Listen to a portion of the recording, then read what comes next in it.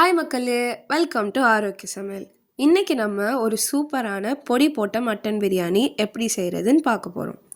நாங்கள் 1/2 kilo mutton அப்புறம் 1/2 kilo அரிசி வச்சு பிரியாணி செஞ்சுருக்கோம். உங்களுக்கு தேவையான ப்ரொப்போர்ஷனில் எடுத்துக்கோங்க.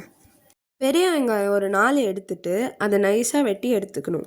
அப்புறம் ஒரு 3 தக்காளி நல்லா பழுத்த தக்காளியாக பார்த்து நீட்டமாக வெட்டிக்கணும். முதல்ல கறியை வேக வைக்கணும். அதுக்கு ஒரு குக்கரில் மட்டன், 1 ஸ்பூன் மஞ்சத்தூள், கொஞ்சமாக உப்பு, கொஞ்சமாக இஞ்சி பூண்டு பேஸ்ட் போட்டு நல்லா கலந்து விட்டுட்டு தேவையான அளவு தண்ணி ஊற்றி குக்கரை மூடிடணும். 1லேருந்து 10 விசில் வச்சு எடுத்துக்கோங்க. கறிக்கு ஏற்ற மாதிரி விசில் வச்சுக்கோங்க. பிஞ்சு கறியாக இருந்தால் 4லேருந்து 5 விசில், முத்தின கறியாக இருந்தால் 8லேருந்து 10 விசில் வரைக்கும் வச்சுக்கோங்க.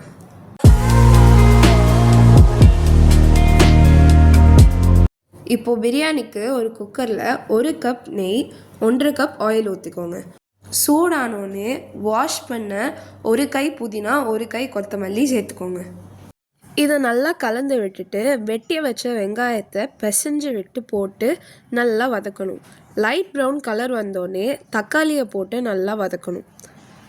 இப்போது பிரியாணிக்கு தேவையான பாதி அளவு உப்பை போட்டு வதக்கணும்.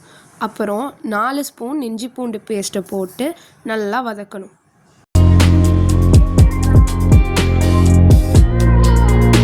இப்போது நம்ம பிரியாணிக்கு தேவையான பொடியை அரைச்சிக்கலாம். பட்டை, கிராம்பு, ஏலக்காய் 3ஐயும் ஒன்றா போட்டு நல்லா அரைச்சி எடுத்துக்கணும். இந்த மாதிரி வெங்காயம் வதங்கினோன்னே 1 ஸ்பூன் தனி மிளகாத்தூள் போட்டு வதக்கணும். அப்புறம் நம்ம அரைச்சி வச்ச பொடியை 2 ஸ்பூன் போடணும். நல்லா வதக்கிட்டு 1 கப் கட்டி தயிரை போட்டு நல்லா அது கலக்கிற அளவுக்கு கலந்து விடுங்க.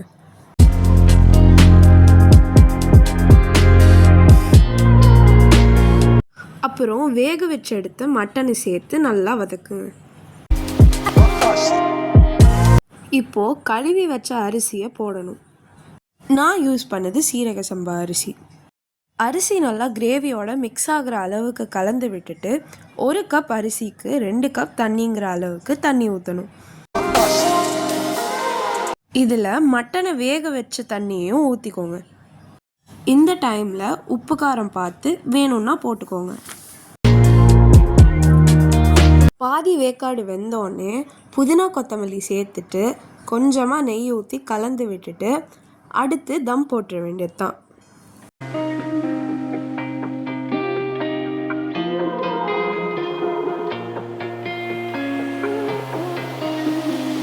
அடுத்து ஒரு தோசைக்கல்லை நல்லா சூடு பண்ணிவிட்டு குக்கரை ஒரு தட்டு போட்டு மூடி அதை தோசைக்கல் மேலே வச்சிடணும்.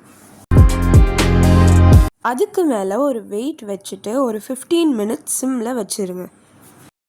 இடையில வேணும்னா ஒரு தடவை அடிப்பிடிக்காமல் இருக்கிறதுக்கு கலந்து விட்டுக்கோங்க.